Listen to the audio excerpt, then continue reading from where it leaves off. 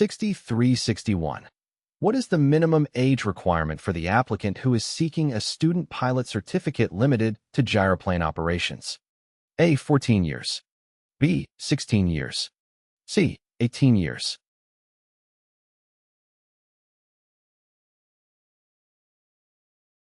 The correct answer is B.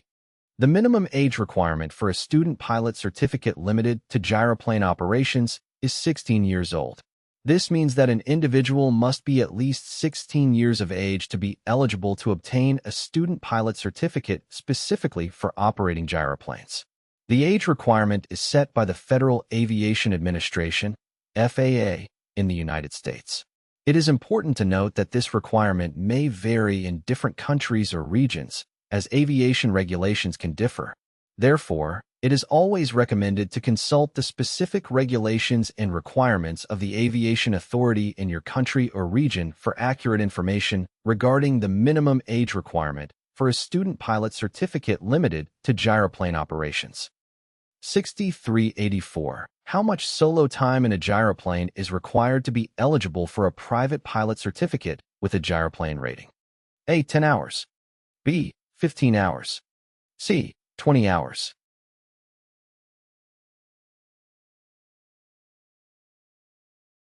The correct answer is A.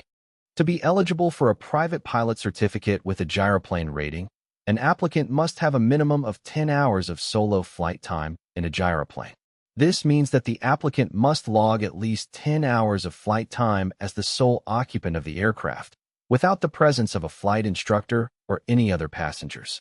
During this solo flight time, the applicant is expected to demonstrate their proficiency and skill in operating the gyroplane. They will gain valuable experience in various flight maneuvers, navigation, takeoffs, landings, and other aspects of gyroplane flight. It's important to note that the 10 hours of solo flight time is in addition to the total flight time required for a private pilot certificate, which includes both dual instruction, flight time with an instructor, and solo flight time. The total flight time requirement for a private pilot certificate with a gyroplane rating may vary depending on the aviation authority and country. It's always recommended to refer to the specific regulations and requirements of the aviation authority in your country or region to obtain accurate and up-to-date information regarding the solo flight time requirements for a private pilot certificate with a gyroplane rating. 6393. As pilot, how much gyroplane flight time should an applicant have toward a commercial pilot certificate with a gyroplane rating? A. 150 hours. B. 100 hours. C. 25 hours.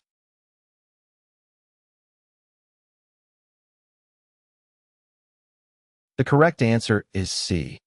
To be eligible for a commercial pilot certificate with a gyroplane rating, an applicant is required to have a minimum of 25 hours of gyroplane flight time. This flight time should specifically be in gyroplanes and is in addition to any flight time accumulated during training for previous certificates or ratings. During these 25 hours of gyroplane flight time, the applicant will gain experience and proficiency in operating gyroplanes in various flight conditions and scenarios. They will further develop their skills in navigation, flight maneuvers, emergency procedures, and other aspects of gyroplane flight. It's important to note that the 25 hours of gyroplane flight time is a minimum requirement, and applicants may require additional flight time to meet the practical proficiency standards set by the aviation authority in their country or region.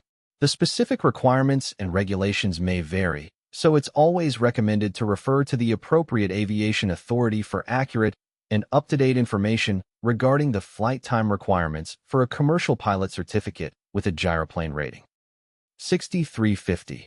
A flight review for a glider pilot must consist of at least an hour of ground instruction and A.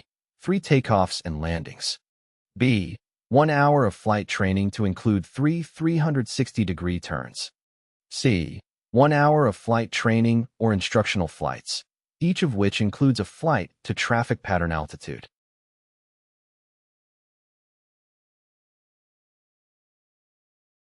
The correct answer is C.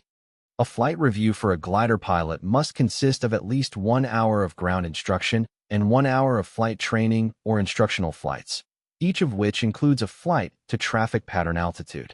During the flight portion of the flight review, the pilot will engage in practical training exercises and maneuvers relevant to glider operations.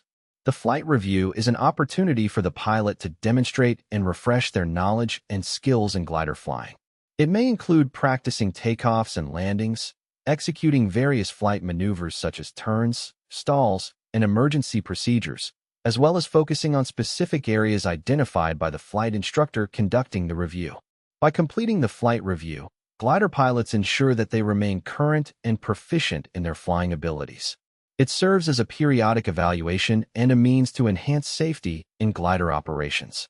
The flight review requirement is mandated by aviation regulations and helps to ensure that pilots maintain a high level of competency and knowledge in their flying activities. 6452. What minimum flight visibility is required when flying a glider above 10,000 feet MSL and more than 1,200 feet AGL? A. 3 sm. B. 5 nm. C. 5 sm.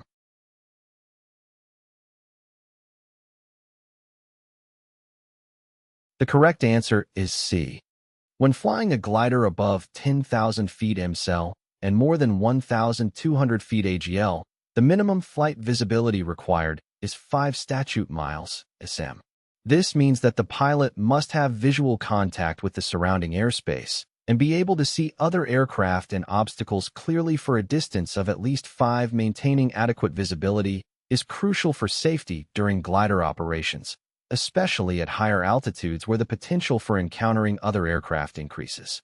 The minimum visibility requirements help ensure that glider pilots have sufficient visual information to avoid collisions and navigate safely in the airspace. It's important to note that visibility requirements may vary depending on the specific regulations and airspace restrictions of the region or country in which the glider is being flown. Pilots should always be familiar with the applicable rules and regulations governing glider operations in their area.